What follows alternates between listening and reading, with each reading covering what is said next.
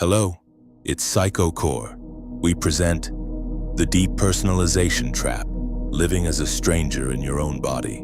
The human consciousness, that flickering flame of awareness we call the self, possesses a peculiar vulnerability.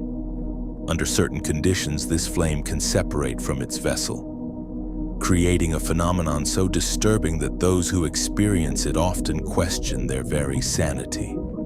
This is depersonalization, a dissociative state where the individual becomes a detached observer of their own existence, watching their life unfold as if through bulletproof glass.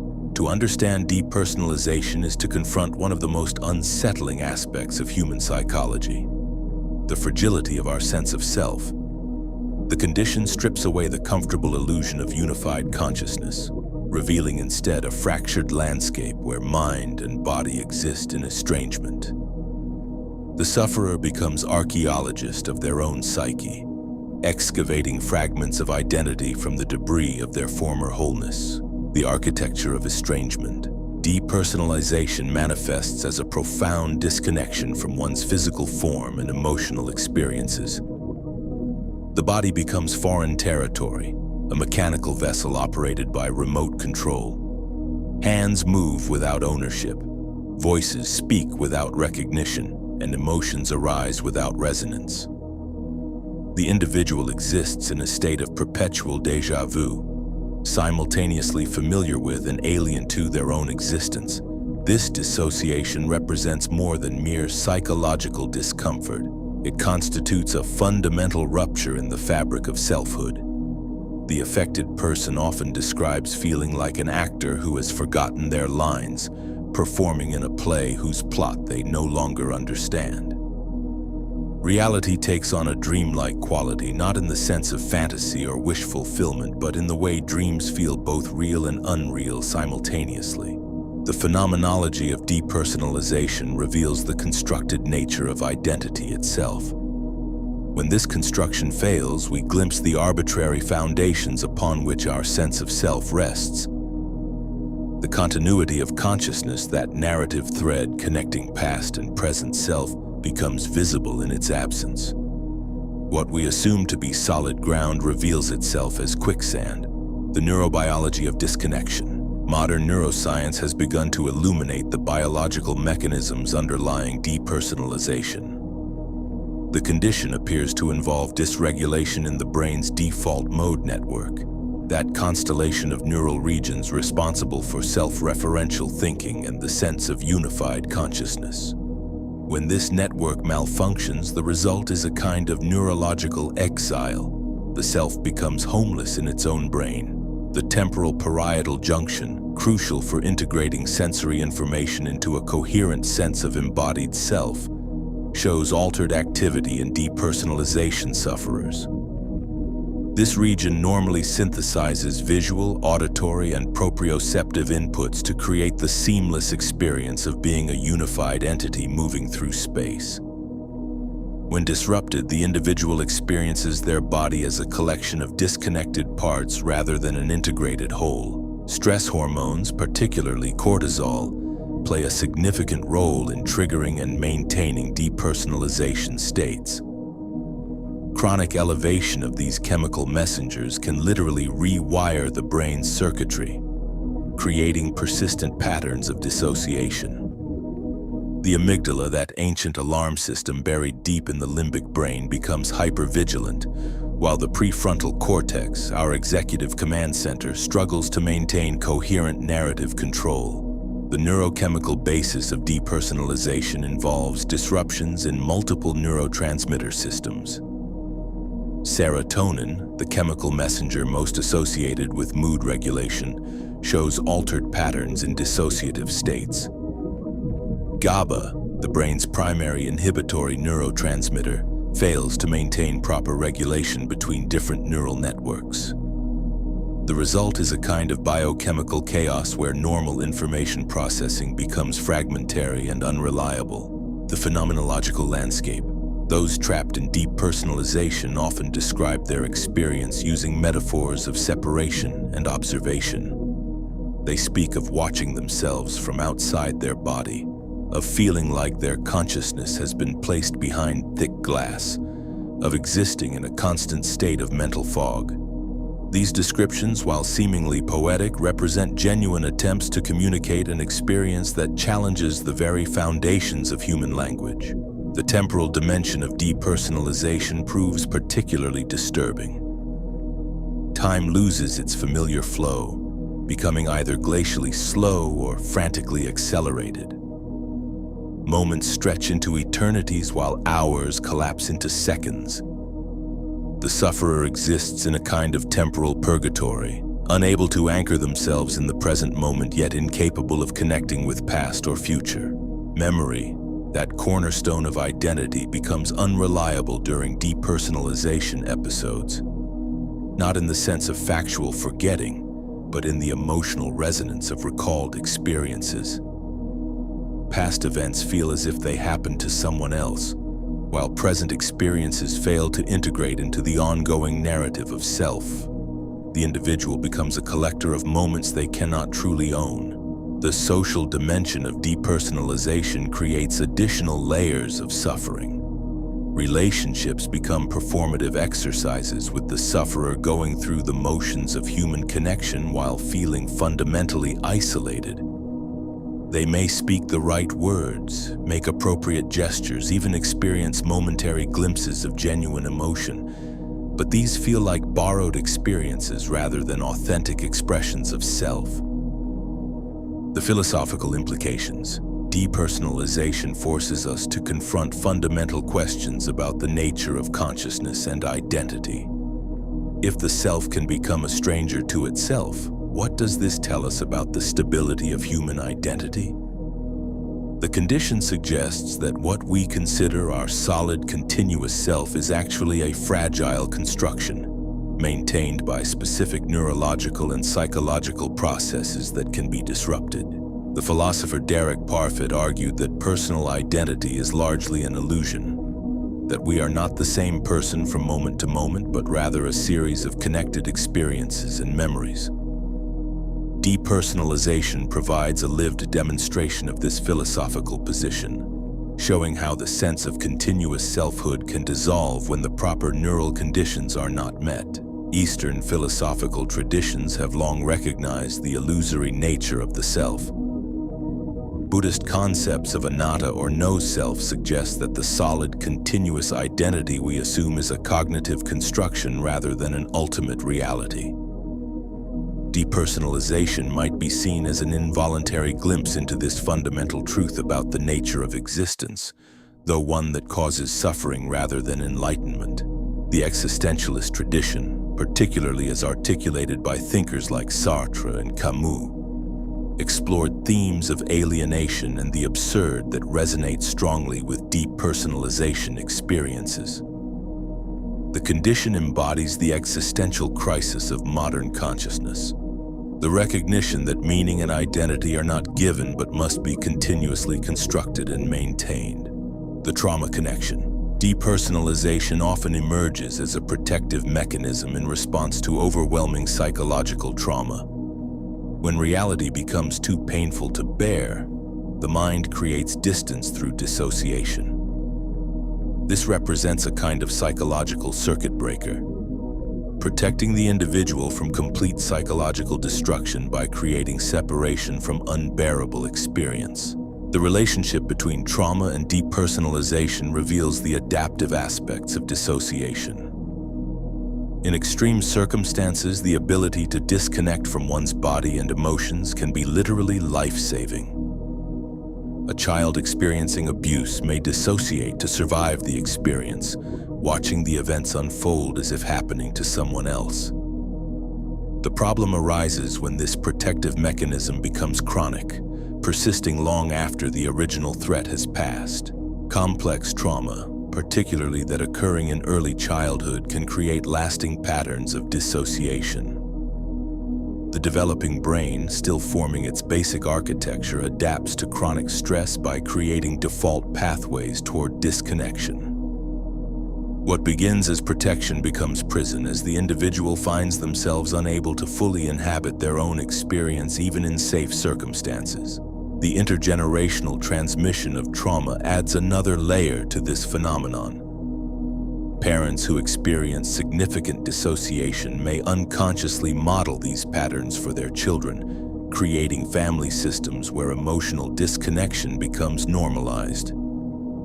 The child learns to navigate the world through a kind of psychological armor that ultimately limits their capacity for genuine connection and self-awareness. With the modern epidemic, contemporary society appears to be experiencing an unprecedented rise in depersonalization and related dissociative phenomena. The constant stimulation of digital technology, the fragmentation of traditional social structures, and the acceleration of daily life all contribute to conditions that can trigger dissociative responses. We exist in a culture that promotes disconnection while simultaneously demanding constant engagement. Social media platforms create a particular kind of depersonalization, where individuals curate versions of themselves that become increasingly disconnected from their lived experience. The constant performance of identity online can lead to confusion about which version of the self is authentic. Young people in particular report feeling disconnected from their own lives, as if they are watching themselves perform rather than genuinely living. The pandemic of anxiety and depression in modern societies correlates strongly with increases in dissociative symptoms. When individuals feel overwhelmed by the demands of contemporary life, depersonalization can emerge as a maladaptive coping mechanism. The mind creates distance from experience as a way of managing emotional overload, but this distance can become self-perpetuating. Urban environments, with their constant sensory bombardment and social anonymity, can trigger depersonalization in vulnerable individuals. The city becomes a kind of dissociative architecture, where the individual feels both hyper-connected and profoundly isolated. The urban experience can fragment identity, creating multiple context-dependent selves that never fully integrate. The therapeutic landscape. Treatment for depersonalization requires a multifaceted approach that addresses both the neurobiological and psychological aspects of the condition.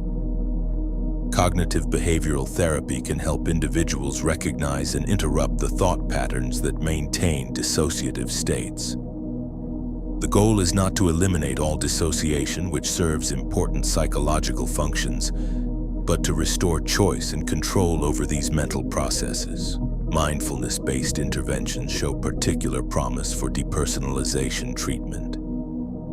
By teaching individuals to observe their thoughts and sensations without judgment, these practices can help restore the connection between mind and body. The irony is that healing from depersonalization often requires learning to be present with the very disconnection that causes distress. Somatic therapies, which work directly with the body's responses to trauma and stress, can be particularly effective for those whose depersonalization stems from physical or sexual abuse. These approaches help individuals reclaim ownership of their physical experience, gradually rebuilding the trust between mind and body that trauma has shattered.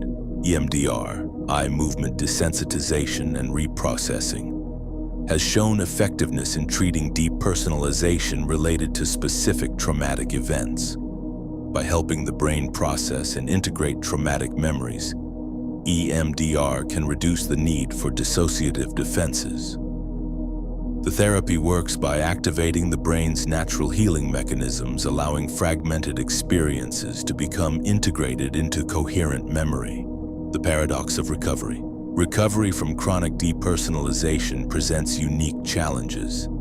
The condition often becomes so familiar that it feels like the individual's normal state of being. The prospect of returning to full embodied experience can actually feel threatening. What if the emotions and sensations are too intense to bear? What if the protection that dissociation provides is needed? The process of healing requires a gradual reintegration of disconnected aspects of experience. This cannot be rushed or forced, as the dissociation originally developed as protection. The individual must slowly learn to trust their own capacity to handle the full spectrum of human experience without fragmenting. Many people recovering from depersonalization report that the journey involves grieving the loss of their pre-dissociative self.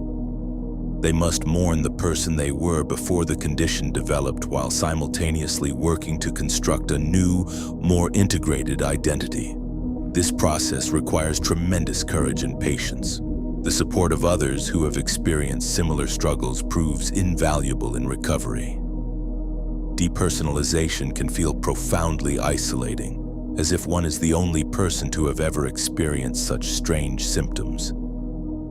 Connection with others who understand the phenomenon can provide both practical guidance and emotional validation. The philosophical gift. While depersonalization causes genuine suffering, it also offers unique insights into the nature of consciousness and identity.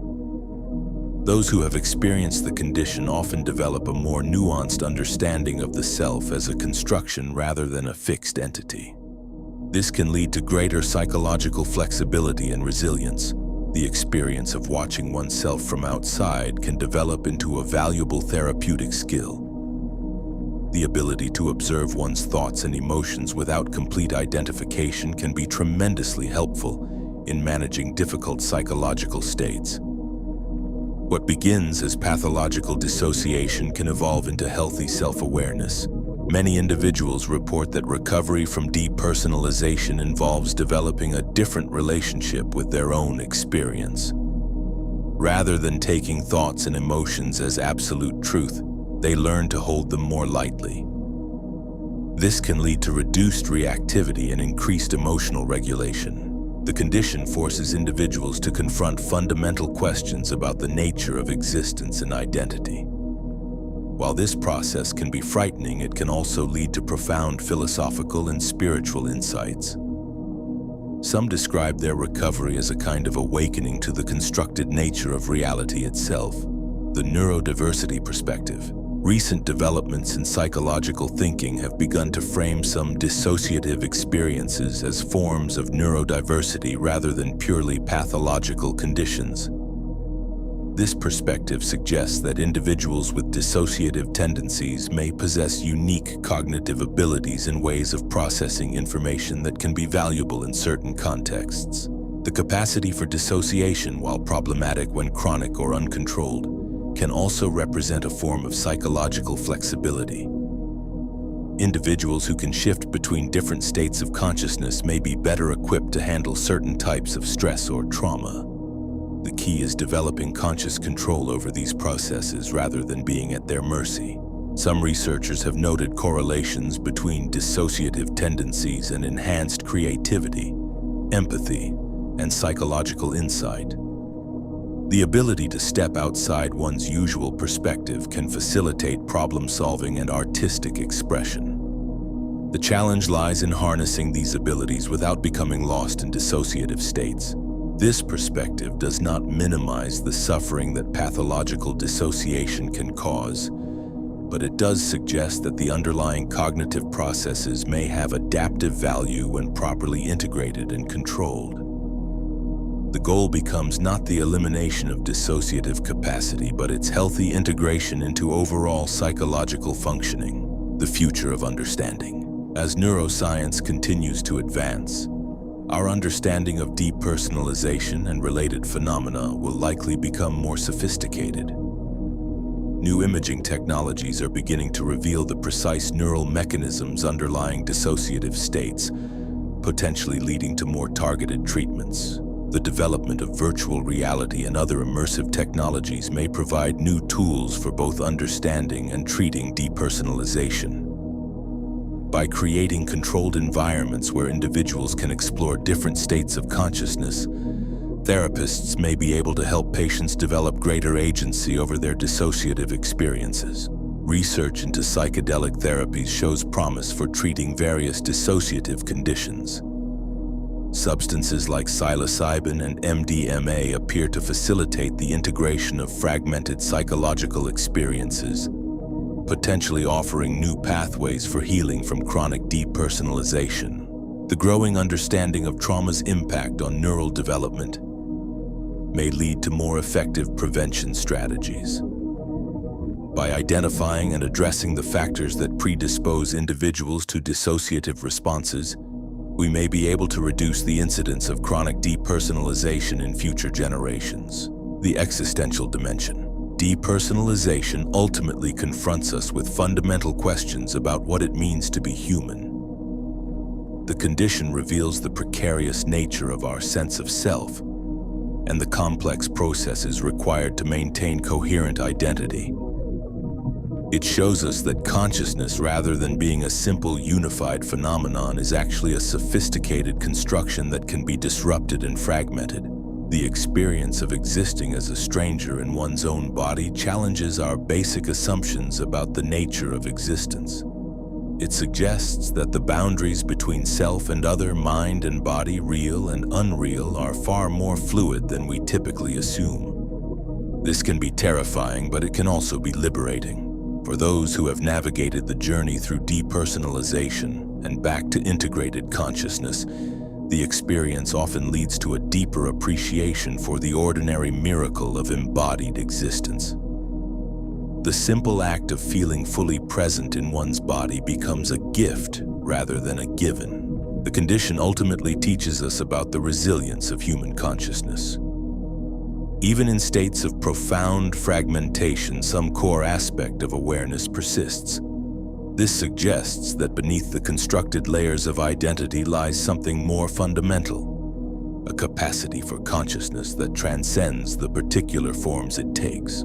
Depersonalization serves as a reminder that our sense of self, while precious and necessary, is not as solid or permanent as we might assume.